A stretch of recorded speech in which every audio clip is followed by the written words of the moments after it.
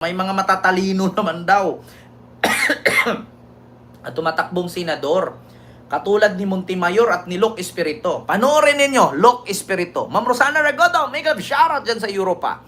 Eto na. Parang mamamatay na to Parang mamamatay na daw si The Digo. Filipinos are anxious and distressed. Stress kami sa pagbumukha ko. Sir, I and I alone Ay, ano? Ay. take full legal responsibility Oo. sa lahat na nagawa Surrender ka sa ICC. Ang sinabi ko, Sinabi mo? encourage the criminal. Encourage! Baliw yata ito eh! Frame up mo para patayin. Pa rin yan. Bakit sir, yan ba ang trabaho ng pulis? Na pumatay ng mga... Ito lang may sense eh. Nirisa eh. Pag lumaban, Pag lumaban, in-encourage mo yung lumaban. Ibig sabihin, frame up mo. Oo. Mga SP protectors. Bobo naman. Salamat po sa Bobo! Bobo mo! wala natin sir. Ano? Putang pamatay ko. Nagputang ina ka lang, pogi boys ka na. Ano ka lang. Eh sabihin ko sa'yo, Yuda puta, pilatibay kang Rodrigo Duterte kang hayop ka, pilatibay ka. Lalo Pogi boys na ako na. mayors na po. Batong bato de la Rosa na itong hayop na to. Sometimes shit happens. Perfect operation sa 10,000 mahigit ang po namatay. Ganong klaseng imperfection, hayop! Sumako yan. Talagang lagyan ng suicide ng Ay ko sa'yo, si Luke Espiritu nga, mas maganda pa nga iboto eh. Bakit? Buti pa si Luke, kahit leftist yan. Hindi pumapatay. At least, kaya sila naging leftist, ayaw nila sa pamumuno ng mga politiko na under the, alam mo yung puppet? Both Street, Team Marcos Alyansa, Bagong Pilipinas. Basta nagsabi ako sa inyo mga kababayan. Kung ang mga politisyan nila laro lang tayo, laruin din natin sila. Simple lang. Yeah?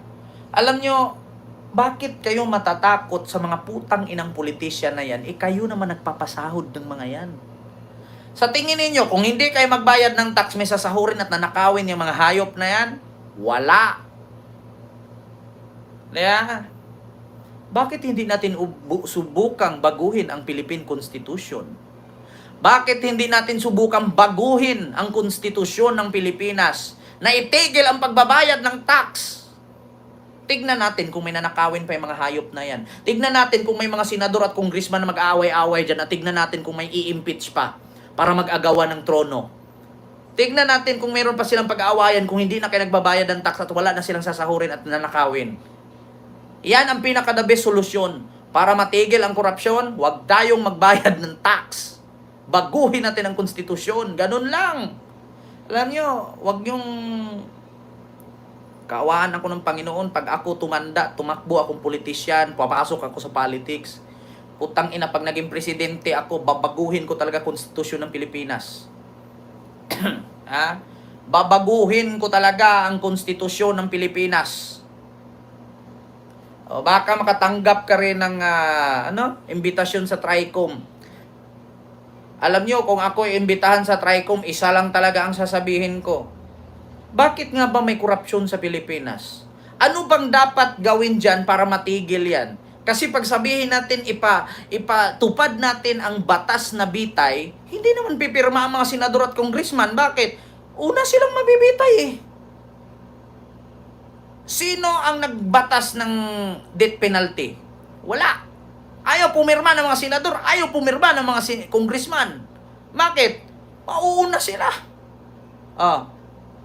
Ano na lang ang gagawin natin kung maggawa tayo ng batas, death penalty, ayaw pumirma ang senador, ayaw pumirma ang congressman, ayaw din pumirma ang presidente. Bakit hindi na lang natin tanggalin natin ang pagbayad ng tax? Di ba? Or bakit hindi natin bawasan paunti-unti ang mga politisyan? Tanggalin natin ang mga kagawad at chairman, mayor at sheriff na lang ang ipalit natin. Mayor ng lungsod at pulis na magroronda gabi-gabi. Tanggalin na natin ang kagawad, chairman at tanod. Pulis na lang at mayor. Parang Amerika. Mayor, governor, pulis, sheriff. Wala ng kagawad, Wala ng barangay chairman, wala ng city councilor, wala ng vice mayor. Mayor, gobernador na lang at pulis. At least wala nang sasahuran. May kagawad. Pasensya po sa mga kagawad at mga chairman kasi parang bulaklak lang kayo sa barangay Dagdag lang kayo sa sahuran ng gobyerno Kasi hindi uunlad ang ating bansa hanggat merong nanakawin ang mga politisyan na hayop na yan. Hindi ko nila lahat. Hindi uunlad ang bansang Pilipinas hanggat meron silang mananakaw. Ganun lang naman, bakit ba sila papasok sa politics? Para tumulong? Pag nanalo, hindi na mo na nakikita. Pag eleksyon, nakikita mo, nagagandong-ganon doon sa stage. Nagsisigaw-sigaw kung ano-ano pinagsasabi. Tapos yung nanalo, nawala, hindi mo na malapitan. Yung iba nga, apelyido, malapitan. Yung nanalo, ang hirap hanapin, ang hirap lapitan.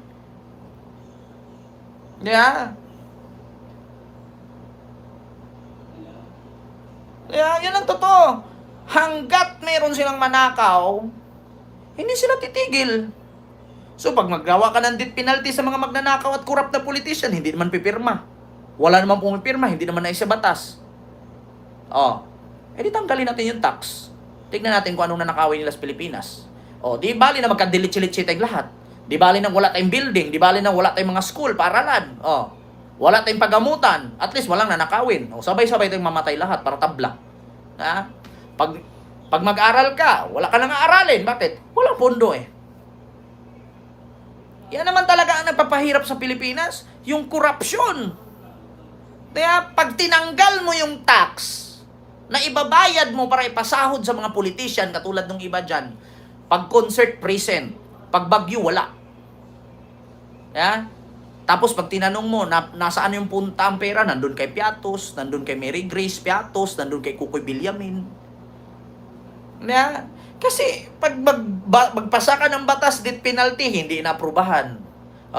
Tanggalin natin yung tax. Tignan natin kung may nanakawin pa sila.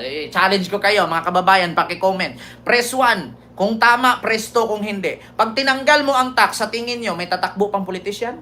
Tama o hindi? Pag tinanggal mo ang tax sa Pilipinas, sa tingin nyo, may tatakbo pang politisyan? Tama o hindi? Yan lang naman ang rason kung ba't sila tumakbo. May tax, may pera, may sahod, may kikitain.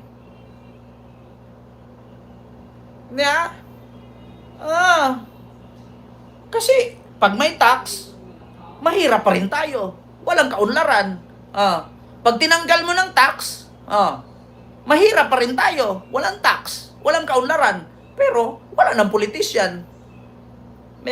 Kaysa naman sa tinatawag silang kaysa naman tatawagin silang public servant, asaan sila nagsiserve?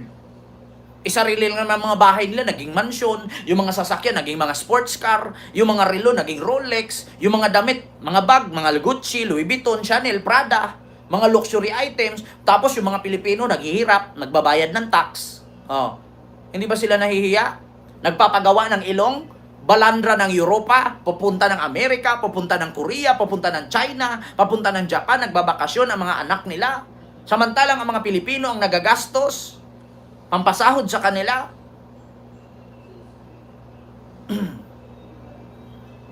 Totoo naman, Pag tinanggal ang sahod sa YouTube at Facebook, walang vlogger. Ganun lang. Pag walang vlogger, puro mangmang ang natitira. Kawawa si PBBM, panoorin mo ang sinasabi niya. Alam niyo si PBBM, hindi siya kawawa. Bakit? Si PBBM mayaman na yan. Kaya lang naman siya tumakbo pagka-presidente kasi naaawa siya sa atin. Naaawa siya sa atin. Kung sarili niya, hindi mo siya pwedeng kaawaan. Mayaman na ang mga Marcos. Natakbo siya pagka-presidente kasi naawa siya sa atin. I-compare mo si Digong at si BBM. Saan mo banda kaawaan si Digong? At sino ang iisipin mong magnanakaw at kurakot sa kanilang dalawa? Tanungin ko kayo mga kababayan. Kung nanood kayo sa akin ngayon, ikumpara mo si Digong at si Bongbong Marcos. Sino ang mapag-isipan mong magnanakaw sa kanilang dalawa? Si Bongbong Marcos tumakbong presidente, may 200 million. Si Duterte tumakbong presidente, si Aimee pa ang tumulong. Eh ba't ngayon ang daming pera ni Digong? Saan galing?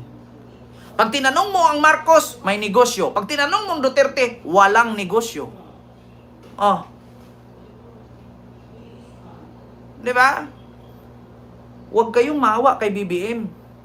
Bago siya nagpresidente, marami siyang pera, may negosyo sila. Di ba? Eh si Digong, bago nagpresidente walang pera. Nung bumaba, ang dami na. Saan galing?